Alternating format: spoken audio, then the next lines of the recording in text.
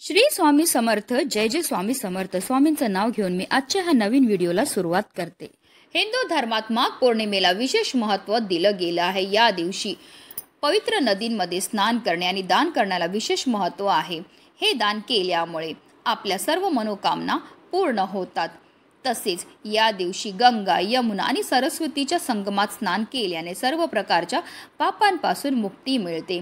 तसेच देवी लक्ष्मी, भगवान विष्णू आणि शंकराची पूजा केल्याने सुख समृद्धी प्राप्त होते. हिंदू पंचांगानुसार माघ महिन्याच्या शुक्ल पक्षातील पौर्णिमा तिथी 11 फेब्रुवारी रोजी संध्याकाळी 6:55 सुरू होईल, तर 12 फेब्रुवारी रोजी संध्याकाळी 7:22 समाप्त होईल. आणि यंदा माघ पौर्णिमेचं व्रत जे आहे ते आपल्याला 12 फेब्रुवारी म्हणजे बुधवारी करायचं आहे. चंद्रोदयाची वेळ संध्याकाळी 5:49 असणार आहे. या दिवशी अनेक शुभयोग तयार होत आहेत. सौभाग्य आणि शोभन योगामध्ये केलेल्या उपासनेने आणि दानाचे आपल्याला शाश्वत फळ हे प्राप्त होत असतं.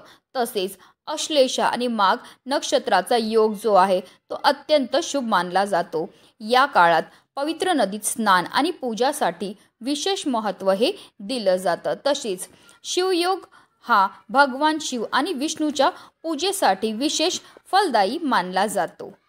हिंदू धर्म ग्रंथामध्ये सांगितलं आहे की जगाचे पालन करता गंगेच्या पाण्यात राहतात. यामुळे माघ पौर्णिमेच्या दिवशी गंगेत स्नान केल्याने पुण्य प्राप्त होते. तसेच माघ पौर्णिमेच्या दिवशी चंद्रदेव आणि लक्ष्मीचीही पूजा केली जाते. या दिवशी वस्त्र, अन्न आणि गहू दान करणे अत्यंत शुभ मानले जाते. असे मानले जाते की माघ पौर्णिमेच्या दिवशी वस्त्र, अन्न आणि गहू दान केल्याने विष्णूंचा विशेष आशीर्वाद प्राप्त होतो. तसेच माघ पौर्णिमेच्या दिवशी भगवान सत्यनारायणाची पूजा केल्याने सर्व इच्छाही पूर्ण होतात. ज्योतिषशास्त्रात या तिथी संबंधित अनेक उपाय सांगितले आहेत आणि जे खूप प्रभावी आहेत. आणि म्हणूनच माघ पौर्णिमेच्या दिवशी तुम्ही काही नाही केलं तरीही चालेल, पण प्रत्येक आईने आपल्या मुलाच्या उज्ज्वल भविष्यासाठी मुलांवरनं ही एक वस्तू ओवाळून टाकायची. ही वस्तू ओवाळून टाकल्यामुळे मुलांवर कधीही कोणत्याही प्रकारचं संकट तर येणारच नाही, पण त्यांची प्रत्येक क्षेत्रामध्ये भरभरून अशी प्रगती होणार आहे. अतिशय प्रभावी असा हा उपाय आहे, ज्याबद्दल सविस्तर आणि महत्त्वाची माहिती मी तुम्हाला या व्हिडिओमध्ये देणार आहे. तो व्हिडिओ पूर्ण पहा आणि जर तुम्ही माझ्या चॅनलवर नवीन असतील तर चॅनलला सबस्क्राईब करा आणि शेजारी बेल आयकन सुद्धा प्रेस करा, जेणेकरून तुम्हाला माझ्या नवनवीन व्हिडिओचं नोटिफिकेशन हे मिळत राहील आणि तुम्ही एक पण व्हिडिओ मिस करणार नाही. आणि कमेंटमध्ये ओम नमः शिवाय किंवा हर हर महादेव लिहायला विसरू नका. माघ पौर्णिमेच्या दिवशी आपल्याला सकाळी ब्रह्ममुहूर्तावर उठायचं आणि अंथरुणामध्ये श्रीहरी, विष्णू, महादेव आणि माता लक्ष्मीचं स्मरण करायचं आहे. कारण असं म्हटलं जातं की ब्रह्ममुहूर्तावर आपण जे पण कार्य करतो त्यामध्ये आपल्याला 100 पटीने पुण्यफळ हे प्राप्त होत असतं. आणि त्यानंतर आपल्याला स्नानही करायची आहे. आता माघ पौर्णिमेच्या दिवशी तीर्थक्षेत्री जाऊन स्नान करणं ला अतिशय महत्त्व दिलं आहे, पण आता प्रत्येकालाच तीर्थक्षेत्री जाऊन स्नान करणं शक्य नसतं. म्हणून आपल्या घरच्या घरी आंघोळीच्या पाण्यामध्ये गंगाजल, हळद आणि तुळशीचं पत्र टाकून स्नान ही करायची आहे. आणि त्यानंतर आपल्याला स्वच्छ वस्त्र परिधान करायचे आहेत आणि सर्वप्रथम देवघरामध्ये दिवा हा प्रज्वलित करून घ्यायचा आहे. कारण कोणतीही सेवा किंवा कोणताही उपाय जर आपण अग्नीच्या साक्षीने केला तर त्यामध्ये आपल्याला निश्चितच सफलता प्राप्त होते. त्यानंतर आपल्याला विधिवत देवपूजाही करून घ्यायची. तसेच तुळशी मातेच्या पूजनाला सुद्धा या दिवशी विशेष महत्त्व हे दिलं जातं.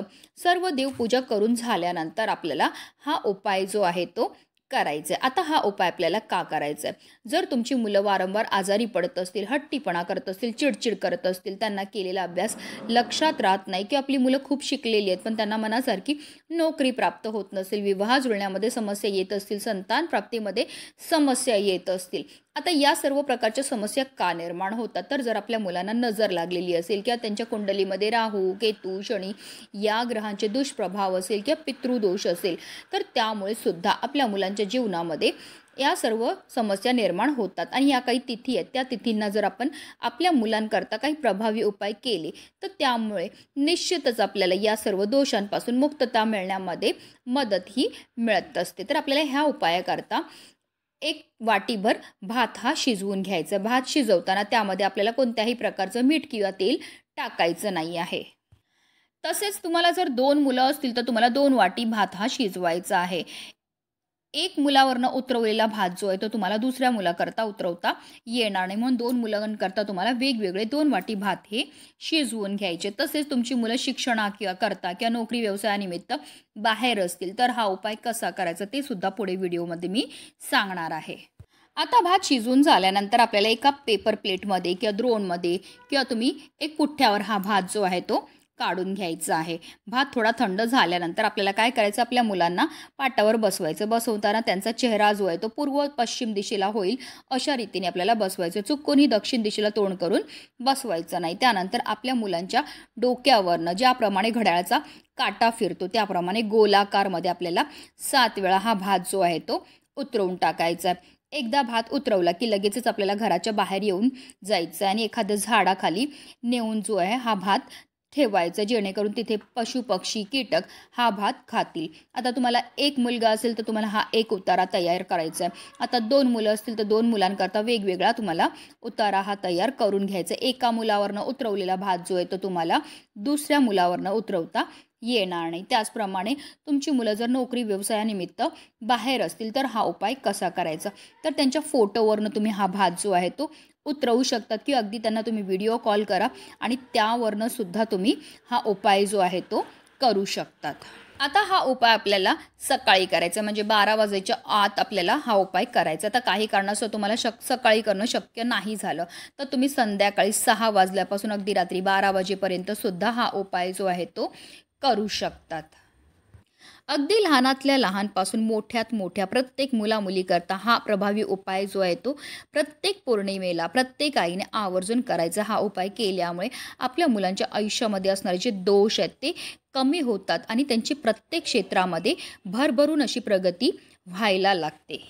म्हणूनच व्हिडिओ जास्तीत जास्त लोकांपर्यंत शेअर करा, जेणेकरून प्रत्येकाच्या मुलाच्या आयुष्याचं कल्याण हो हीच मनामध्ये इच्छा. श्री स्वामी समर्थ. जय जय स्वामी समर्थ.